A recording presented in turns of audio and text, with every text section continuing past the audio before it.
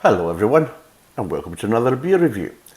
Now we're doing a kind of local beer, but we're actually doing a stout this time. But it is a local beer from a kind of local brewery from where I live, so it's down in the southwest. Now, the last beer review we did was Guinness, so we're doing another stout, but this is obviously a non-nitrogen pour stout, so this is a more traditional stout, so it'll be interesting to see how this is compared to what we had with the Guinness, because we did the Guinness and the 0.0 Guinness, so we did the kind of no alcohol or low alcohol Guinness, and we compared the two.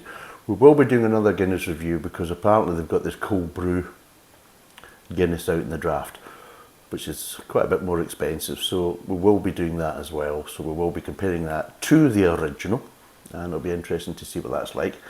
But today we're doing a traditional Cornish stout, and it's it's a bit of a strange one though, because as a Scotsman I would pronounce this differently to what the locals would, because it's Mena.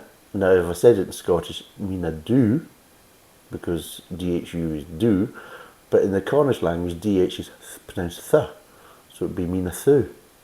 You know, so it'd be Mena thu rather than Mena do. Depends how you want to kind of pronounce it.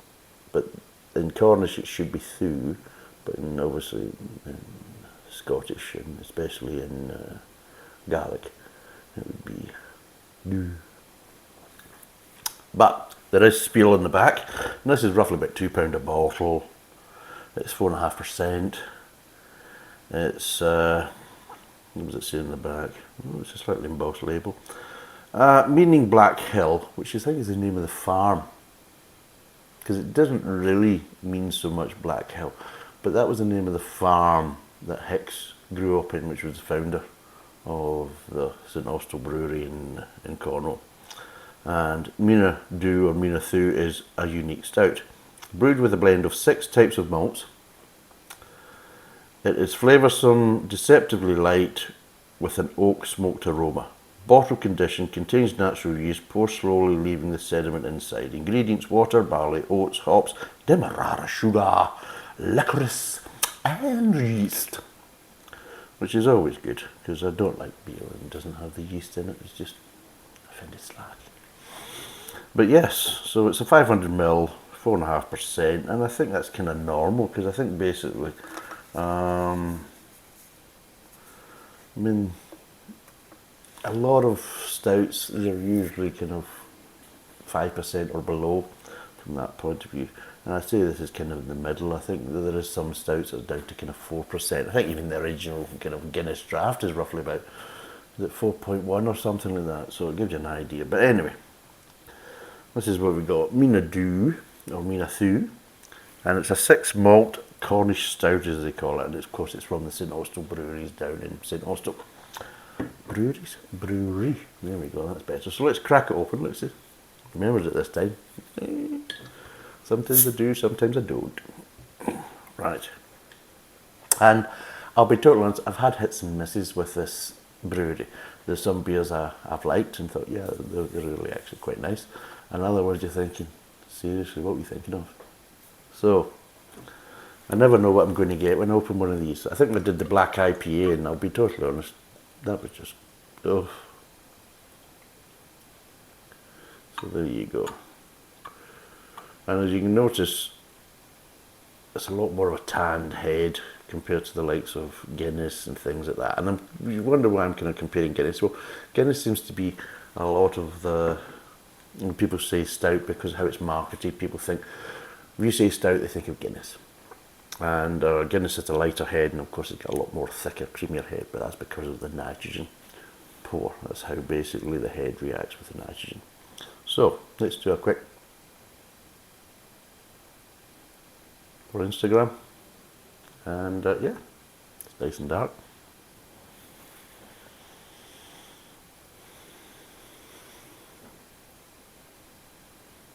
No, it's interesting. For the six malt Cornish stout, 6 malts, you're not really getting that much of a malty kind of aroma. Getting a little hint of malt, but I'm getting more burnt sugar, kind of molasses smell off it.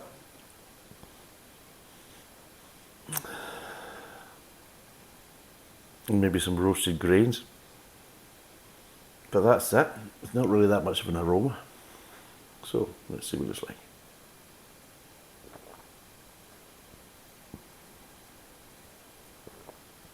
Well,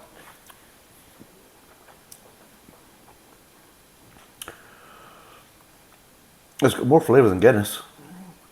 But I'll be totally honest, that isn't really that hard. As I said in that review, I find it quite bland. For a stout, it really is kind of lacking in flavour. It's like, almost like it's a stout for people who don't like the taste of stout. So maybe it's a craft beer then.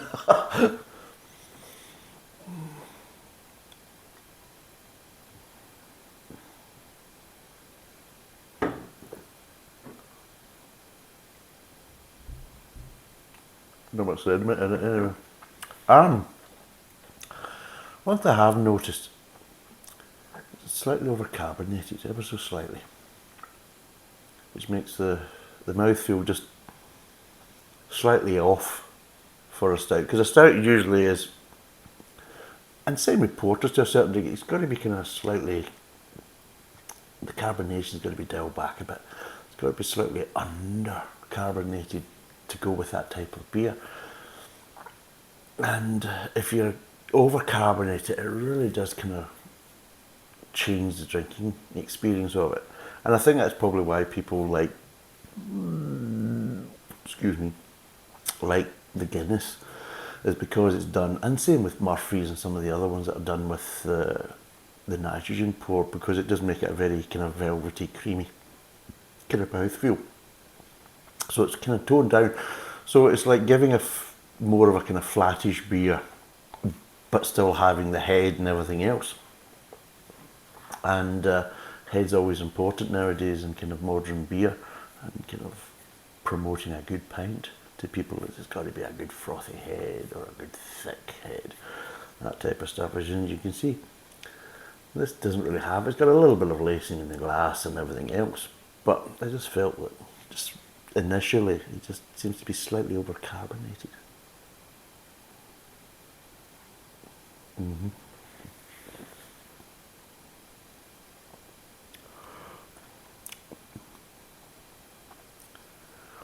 Right, let's break the flavours down.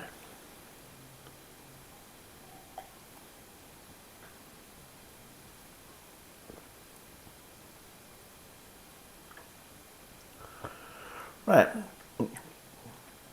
surprisingly enough, you're getting dark roasted malts to start with. You're not really getting so much sweetness to start with. In fact, the sweetness kind of slightly builds a bit more going into the mid-tongue. So it starts off with you getting really kind of more dark malts, maybe a hint of licorice in the front of the mouth. You move on to the kind of mid-tongue, and that's when you're maybe just getting like little accents. There's not a continuous sweetness there. There's just little kind of accents of sweetness in the mid-tongue. And again, you're maybe just getting a little slight bitter accents of licorice. But you are getting plenty of roasted malts in there, and a lot of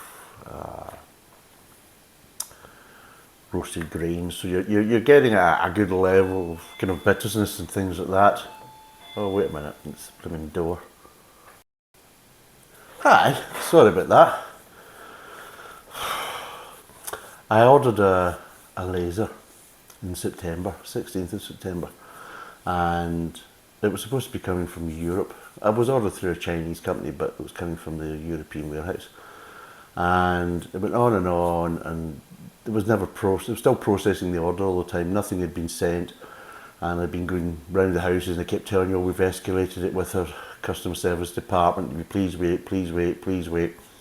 I went on, and it was like almost 2 months. And I thought, right, I've had enough of this. So I had a lot of arguments with our customer service department, because I just went directly to the customer service and started to email them and bombard them with emails.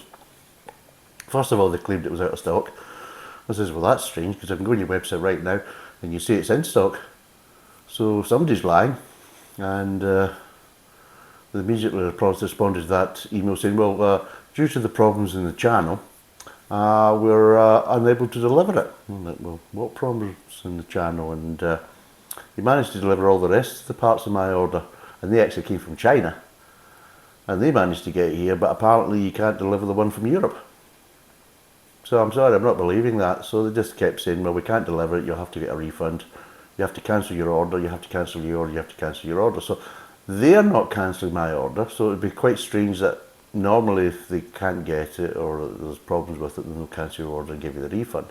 They're not doing that. They wanted me to do that as if like I've changed my mind. So ridiculous. So eventually I just cancelled it, got my money back, ordered directly from a supplier, and that was about just over a week ago, from the actual manufacturer in China for this laser, and there you go, it's just arrived in 7 days after it took over almost 2.5 months and they couldn't deliver it from the Czech Republic. So don't know, you can take that as a Brexit success story or a Brexit or a Remain success story. I don't know, I don't know what that means, but at the end of the day, from my point of view, the original company was just bullshitting us, basically. And I don't know what was going on, but their whole service was just crap. So there you go. I did pay a little bit more buying directly from the manufacturer, but at least I actually got the damn thing, so I suppose that's more important. But anyway, I'm digressing here. Let's get back to the beer. Oh, Jesus God. But that's what life is like, isn't it? Never always goes to plan. There's always things that go wrong, and yeah, we've all had heartaches and frustrations in our lives, and that's why we have this, to make life feel better. If you get annoyed or you feel frustrated, crack open a beer. It's not going to change anything, but it'll make you feel better.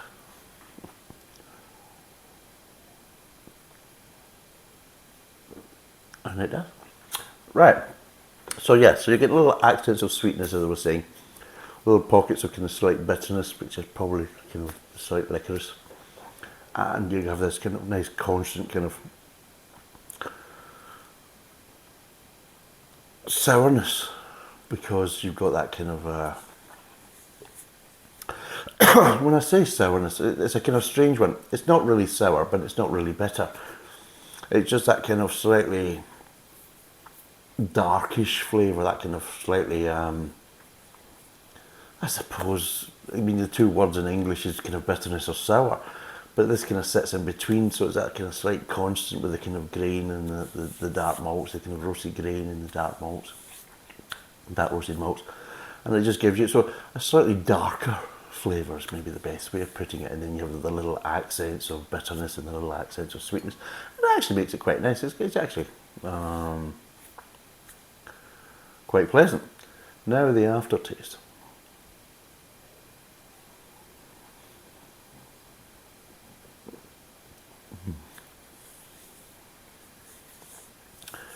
Right, the aftertaste.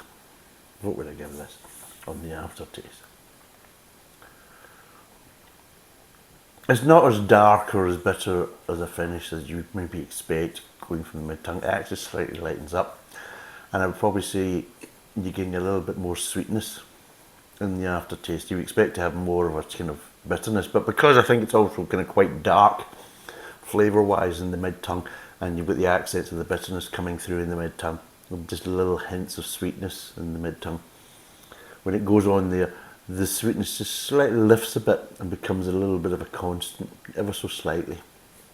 And yeah, it's just the kind of, the dark roasted kind of flavours kind of dissipating, and you just have that little sweetness. It suddenly becomes a bit more prominent as some of the dark roasted kind of bitterness kind of fades a bit from that point of view. So you're getting an ever so slightly sweet finish rather than a bitter finish, which is again is a bit unusual. Seriously, two, right, back in a minute.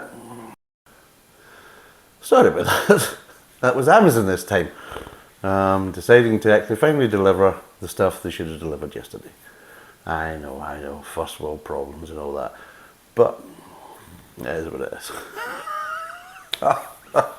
So yeah, sorry about that. I don't think there's anybody else coming to the door, and if they do, they can go off, really. Whatever you've got, just leave it at the front and piss off, alright? Alright, I've had enough. But anyway, to get back to it, it's a bit of a lighter, it starts off with a darker start and finishes off with a kind of slightly lighter finish, which is usually kind of arse over tit, which is the wrong way around in any other language. But yeah.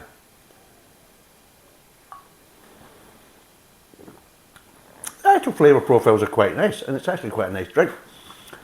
The only thing is, it just feels like it's slightly over-carbonated. I think they need to kind of maybe calm it down. But again, that might be a bit down to the kind of bottle conditioning as well. If they've got a bit of bottle conditioning going on, then it makes it a bit harder to kind of regulate it from that point of view. So, if you're like me, that you like your kind of stouts and your porters to be slightly on the under kind of carbonated side of life, then maybe pour it and let it sit, you know, for 10 minutes, 10, 15 minutes, and just kind of let some of the kind of carbonation dissipate a wee bit from that point of view. In fact, I don't know what the hell that is on the inside of the glass. It looked bloody good anyway. What the fuck? Yeah. But anyway, to cut along, so yeah, there is a bit of sediment that's kind of splashing up in the glass a bit. So, what would I give this out of 10? It's actually quite nice. I'm going to put this down as one of the good beers from the St Austell brewery, one of the success stories, because they are a bit hit and miss. They can hit the nail right in the head, or they can completely miss it and knock the fuck out the wood, as they say. And yeah, this one is good. They've banged the nail right in the head. I just is slightly disappointing with the carbonation kind of content, but again, maybe they should make sure it's maybe a bit less, because I think a lot of times there's a case of there's an element of carbonation that's added to the beer before they bottle. Of course there is. And then if they're doing a bit of bottle conditioning, then, well, they can maybe just slightly take it a bit too far. So, I mean, you could adjust it, but at the end of the day, it's not so much at the end of the world if you're willing to kind of deal with it at your end. Like I say, pour it and let it sit for a wee bit and just kind of let it calm down a bit. But out of 10, what would I give this? Here's a question. It actually is quite nice. I think without the carbonation problem, I would have probably given it a 7. I probably would. But I'll give it a 6. It's because the carbonation is just slightly off and just not really to my taste. But if you like a really fizzy stout, then this could be right for you. This could be the beer you're waiting for. And I'm just being an arse. But, yeah, I'm going to give this a 6. It's quite a nice stout. The flavours are slightly kind of round the wrong way, which I don't see as a bad thing, but the flavours are there. There's some nice flavour profiles there. Like I said, it just, for me, it's just a slightly bit over carbonated, so the mouthfeel is just slightly off a bit on that basis. But well done to St Austell's. They've actually got another good one on their hands. So, thanks for watching. Cheers, and bye for now.